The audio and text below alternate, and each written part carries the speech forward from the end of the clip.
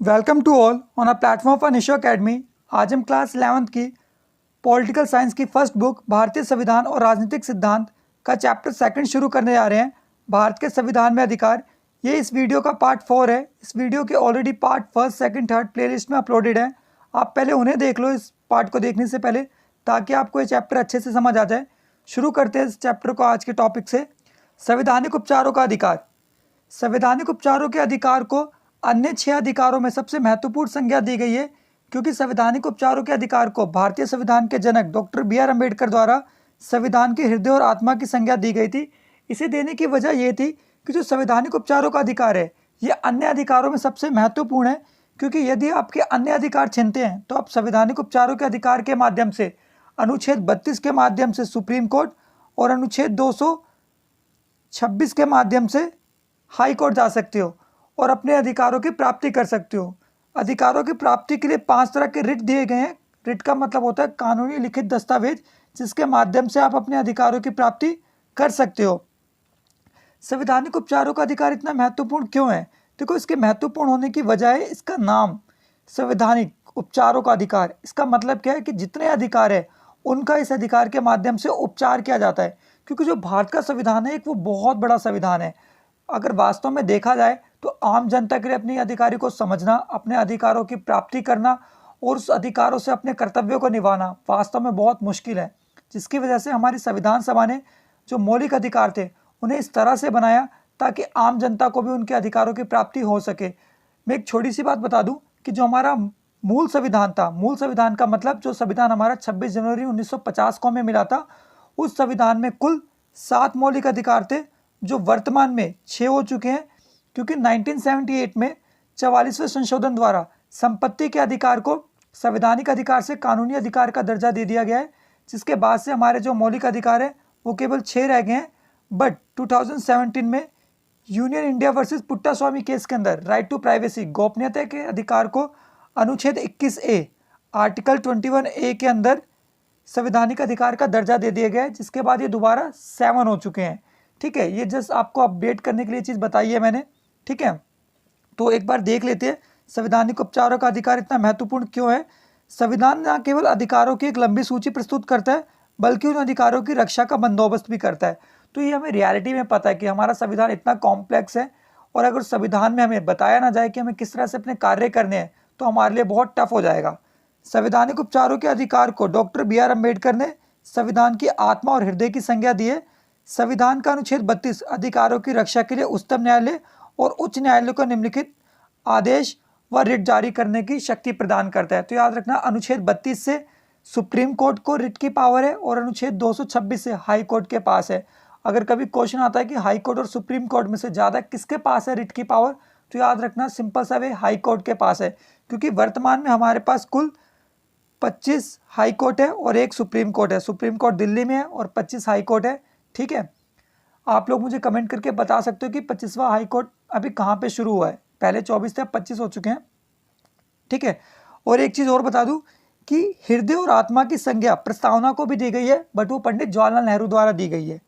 ठीक है, आगे बढ़ते हैं। रिट। देखो, रिट एक कानूनी लिखित दस्तावेज है। रिट एक लैटिन भाषा से निकला हुआ शब्द है। ठीक है, रिट का हिंदी में मतलब भी रिट होता है। रिट 5 प्रकार के होते हैं। ठीक है, जैसे कि हीवियस कॉर्पस, क्यो वारंटो, सर्चियोरी, प्रोविएशन। ठीक है, टोटल 5 होते हैं। अभी हम इसे यहाँ पे डिस्कस करते हैं।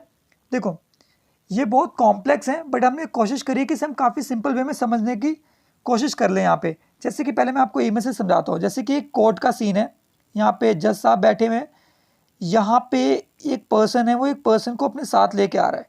देखो, हीवियस कॉर्पस का मतलब होता है टू हैव दैट बॉडी, उस व्यक्ति को प्रस्तुत किया जाए।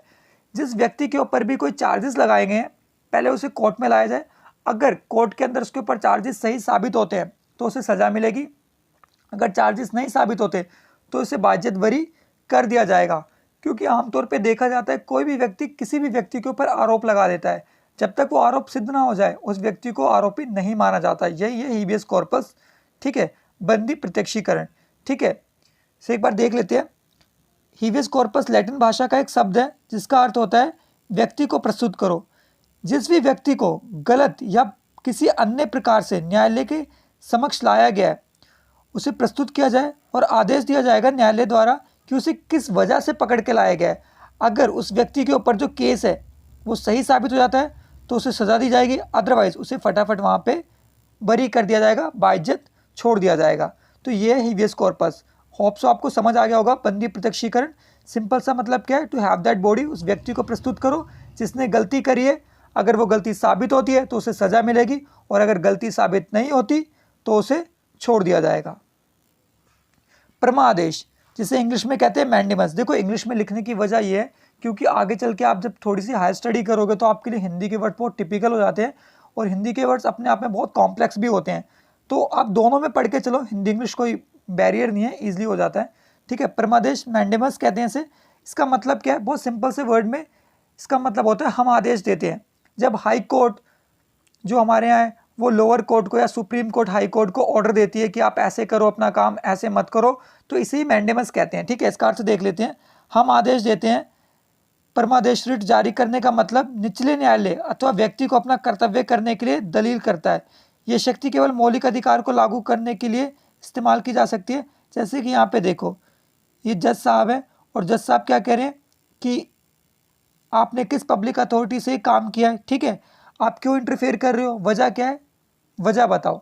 ठीक है, तो आमतौर पे आपने ऐसे स्कूल्स में देखा होगा एग्जाम्पल कि आपके जब क्लास टीचर होते हैं XYZ कोई भी टीचर, जब वो कुछ करते हैं तो उन्हें प्रिंसिपल सर कहते हैं। ठीक है, अगर प्रिंसिपल सर कुछ करते हैं तो उनसे ऊपर जो एजुकेशन ऑफिसर होते हैं वो बोलते हैं। तो एक पूरा एक सेटअप होता है। ठीक है, यही हमारे यहाँ कोर्टों में होता है। जैसे आपको पता है हमारे यहाँ जो सुप्रीम कोर्ट है वो सबसे ऊपर, जैसे कि एक मिनट, सबसे ऊपर supreme court, then high court, then subordinate court, उसके बाद आपको पता है लोअर कोर्ट, सेशन कोर्ट, ठीक है, लोक अदालत, जिला अदालत, बहुत सारी होती है। तो इस तरह से हमारे पैटर्न बना हुआ है। यही है परमादेश। ओके, प्रतिषेध प्रोविएशन, इसका मतलब होता है कि जो सुप्रीम कोर्ट है वो हाई कोर्ट को, और जो हाई कोर्ट है वो लोअर कोर्ट को किसी भी काम को करने से सीधा रोक सकती है और सीधा पूछ सकती है कि आप ऐसा काम क्यों कर रहे हो, आपको किसने अथॉरिटी दी है। ठीक है, जैसे यहाँ पे आपको दिख रहा होगा कि परमादेश भी सर आपने यही समझाया, तो थोड़ा सा डिफरेंट है। परमादेश में जो भी हायर अथॉरिटी है वो लोअर अथॉरिटी से पूछती है कि आप ऐसा क्यों कर रहे हो। ठीक है, पूछती है, बट प्रतिषेध में सीधा मना कर दिया जाता है कि आप ऐसा कर क्यों रहे हो, आपको कोई परमिशन नहीं, आप कर ही नहीं सकते। ठीक है, तो रिट निचली अदालत को उन शक्तियों का प्रयोग करने से रोकती है जो उसे कानूनी तौर पर प्राप्त नहीं है। ये निचले न्यायालय को निर्देश देती है कि वे अपने अधिकार क्षेत्र के अंदर रह के ही कार्य करें। ठीक है, तो प्रतिषेध में सीधा कंपल्शन होती है कि आप ऐसा काम नहीं कर सकते, अगर आप ऐसा काम करते हो तो आप पे कानूनी कार्यवाही हो सकती है। ठीक है, उत्प्रेषण रिट सर्च्योररी, इसका मतलब क्या होता है, देखो इस शब्द का अर्थ है ये सूचित किया जाए कि इस रिट के द्वारा निचले न्यायालय को किसी खास मामले का रिकॉर्ड उच्च न्यायालय को सौंपना होगा। ठीक है, यानी अगर हाई कोर्ट से चाहे तो सुप्रीम कोर्ट किसी भी तरह का फैसला अपने पास ट्रांसफर करवा सकता है, कोई भी केस ट्रांसफर करवा सकता है, और इसी तरह से हाई कोर्ट चाहे तो लोअर कोर्ट से किसी भी तरह के जो केस चल रहे हैं उसे अपने पास मंगवा सकते हैं। ठीक है, तो बहुत सिंपल है अधिकार। ठीक है, अपेक्षा क्यों वारंटो, ये रिट क्या होता है, देखो सिंपल सा मतलब क्यों वारंटो, हम कहते हैं ना क्यों, क्यों का मतलब भाई क्यों कर रहे हो, क्या रीजन, क्या what can be the reason behind of it, है ना, हम सिंपल से में पूछते हैं। तो यहाँ पे भी यही है, ये रिट जारी किया जाता है उस व्यक्ति के विरुद्ध जिसने गलत तौर पे कोई पद हड़प लिया हो। ऐसे व्यक्ति को आदेश दिया जाता है कि वो फटाफट जिस भी पद पे है ना उस पद को खाली करे और न्यायालय के समक्ष आए और आके बताए कि उसने किस अथॉरिटी से उस पद को संभाला था। अगर गैर कानूनी रूप से संभाला था तो उसके बदले उसे सजा होगी। ठीक है, न्यायालय फैसला करता है कि गैर कानूनी तौर पर ऐसे पद को धारण किए हुए व्यक्ति को क्या होगा, उसके पद से हटा दिया जाएगा। ठीक है, तो बहुत सिंपल से वे में हमने इसे डिस्कस किया। जो ये रिट है, ये रिट बेसिकली जो ब्रिटेन का कॉन्स्टिट्यूशन है, ब्रिटेन के कॉन्स्टिट्यूशन में इस रिट को न्याय का झरना कहा जाता है। ठीक है, इस रिट में क्या होता है, देखो सिंपल सा मतलब है ये इस प्रकार का रिट है जिसके द्वारा कोई भी व्यक्ति उन्हें उनके कानूनी अधिकारों की प्राप्ति हो जाती है। ठीक है, और रिट मौलिक अधिकारों के रूप में प्रयोग में लाए जाते हैं। मौलिक अधिकारों की देखरेख करने वाली एजेंसियां कौन सी हैं, बात कर लेते हैं। राष्ट्रीय अनुसूचित जातियों के हितों के संरक्षण के लिए काम करती है, जैसे आपने सुना होगा SC ST, schedule caste, schedule tribe, तो इनके लिए हमारे यहाँ पे कमेटीज़ है, एजेंसीज हैं। तो जो ये कमेटीज़ और एजेंसीज होती है ना, डायरेक्टली वैसे प्रेसिडेंट हेड करते हैं और स्टेट में गवर्नर हेड करते हैं, और प्रेसिडेंट और गवर्नर अपनी मर्जी से किसी चेयरमैन को इलेक्ट कर सकते हैं और वो देख सकते हैं कि SC/ST जो हैं उनके किस तरह के अधिकार है, उनके अधिकारों की प्राप्ति कैसे होनी चाहिए, अगर उनके अधिकारों की प्राप्ति नहीं हो रही तो सरकार को किस तरह से उनकी मदद करनी चाहिए। तो पूरी पावर होती है प्रेसिडेंट के हाथ में और प्रेसिडेंट इनके वेलफेयर के लिए नई नई स्कीम लाते हैं। जैसे मैं आपको कुछ स्कीम्स बताता हूँ, जैसे उस्ताद स्कीम्स करके, ठीक है, उड़ान स्कीम है। तो ऐसी कुछ स्कीम्स हैं जो गवर्नमेंट लेके आती है इन SC/STs के लिए बेसिकली। जैसे आपको पता होगा कि हमारे यहाँ जो इलेक्शन होते हैं उसमें भी SC/ST के लिए सीट रिजर्व होती है, ठीक है। अनुसूचित क्षेत्र अनुसूचित जनजाति आयोग का उद्देश्य अनुसूचित जनजातियों के कल्याण और विकास को आगे बढ़ाना है, ठीक है। देखो SC/ST जो हमारे यहाँ पे है ना, ये बेसिकली वो लोग हैं जो एजुकेशन के वे में आप कह सकते हो इकोनॉमिकली काफ़ी वीकर सेक्शन में काउंट होते हैं, ठीक है। तो सरकार ने इनके वेलफेयर के लिए बहुत तरह तरह की स्कीम चला रखी है। हालांकि हमारे जो कॉन्स्टिट्यूशन के फादर थे BR अम्बेडकर, उनका मानना था कि 15 सालों के लिए SC/ST के लिए जो रिजर्वेशन है वो प्रैक्टिस में लाया जाए, उसके बाद ये रिजर्वेशन हटा दिया जाए क्योंकि इतने समय में ये लोग अपनी स्थिति को अच्छा कर लेंगे। बट आपको पता है कि आज के समय जो रिजर्वेशन है वो वास्तव में 59.5% हो चुका है। तो इसकी वजह क्या है? इसकी वजह यही है कि हमारे यहाँ समय समय पे अन्य जातियों का सामने आना और रिजर्वेशन की मांग करना, ठीक है, जो देखा जाए तो गलत है आज के टाइम पे। क्योंकि वास्तव में देखो जो रिजर्वेशन होना चाहिए, ये मेरी ओपिनियन है, किसी के ऊपर बाइंडिंग नहीं है और किसी को गलत लगे तो उसे माफ़ कर सकता है इस ओपिनियन के लिए। मेरे ओपिनियन में जो रिजर्वेशन होता है वो reservation on the basis of economy होना चाहिए, not on the basis of a caste. मैं अग्री करता हूँ कि एंशिएंट टाइम में बहुत से ज़्यादा अनटचेबिलिटी वाली प्रैक्टिस हुई है इन लोगों के साथ कि इन्हें अपने चेस्ट के ऊपर अपर पार्ट पे कपड़े पहनने की परमिशन नहीं होती थी, या मटका लटका के घूमना होता था, गले में घंटी बांध के घूमनी होती थी, कमर में झाड़ू लटका के। तो ये बहुत गलत प्रैक्टिस हुई है। बट आज के समय टाइम चेंज हो रहा है और शायद रिजर्वेशन को हटाना चाहिए ताकि एक प्रॉपर कॉम्पिटिशन आए। चलो थर्ड पॉइंट देखते हैं क्या है। राष्ट्रीय पिछड़ा वर्ग वित्त और विकास निगम आय पैदा करने वाली विभिन्न योजनाओं के लिए ऋण सुविधाएं प्रदान करता है, ठीक है। तो जैसे हमारे यहाँ जो माइनॉरिटीज़ हैं या बैकवर्ड क्लासेस हैं, इनके लिए बहुत सारी स्कीम्स चलती है, पैसा जनरेट होता है जिससे ये लोग क्या करें, अपने आप को स्किलफुल कर सके, ठीक है। जैसे हमारे आपने सुना होगा startup India, make for India, तो ये प्रोजेक्ट्स हैं जिससे इन सब का भी फायदा होता है। ओके, राष्ट्रीय महिला आयोग महिलाओं की शिकायतों के निवारण के लिए याचिका स्वीकार करता है। ये महिलाओं के लिए किए गए सुरक्षात्मक उपायों की समीक्षा करता है, ठीक है। तो जैसे कि आपने सुना होगा कि वीमेन हेल्पलाइन नंबर चलते हैं हमारे यहाँ। तो वो क्यों चलते हैं? सिंपल सी बात है कि आपको जैसे कि एक इंसिडेंट याद होगा, मुझे डेट पर्टिकुलर याद नहीं है, बट ये माइट बी 2012 या 2013 का इंसिडेंट है। निर्भया केस हुआ था दिल्ली के अंदर, एक बहुत बेकार रेप केस था। तो उसके बाद से काफ़ी ज़्यादा महिलाओं को लेकर काफ़ी ज़्यादा हेल्पलाइन नंबर, ये सारी चीज़ें शुरू हो गई। और उसके बाद से महिलाओं की याचिकाओं को भी बहुत ढंग से सुना जाने लगा कि महिलाओं के केसेस को बहुत जल्दी दर्ज किया जाने लगा कि महिलाओं के साथ अगर कुछ हो रहा तो उस पर फटाफट एक्शन लिया जाए। पहले ऐसा नहीं होता था, तो ये काफ़ी अच्छा स्टेप था, ठीक है। तो जो महिलाओं की याचिकाएं होती है उसमें हमारे यहाँ ढंग से ध्यान दिया जाता है। मानवाधिकार आयोग की बात कर लेते हैं। मानवाधिकार आयोग क्या है? तो सबसे पहले एक चीज़ याद रखना, मानवाधिकार आयोग कौन से डे पे सेलिब्रेट किया जाता है। देखो एक मिनट, यहाँ पे एक इमेज आपकी पहले डिस्कस हो चुकी है वो पार्ट पे। 10 दिसंबर को हमारे यहाँ मानवाधिकार आयोग, ठीक है, जैसे वर्ल्ड लेवल पे ह्यूमन राइट डे 10 दिसंबर को सेलिब्रेट किया जाता है, आप लोग याद रखना, UN के द्वारा। भारत में 1993 के अंदर 1993 में मानवाधिकार आयोग का गठन किया गया था। मानवाधिकारों के उल्लंघन की जांच करने के लिए मानवाधिकार आयोग को बनाया गया था। मानवाधिकार आयोग के क्या कार्य हैं?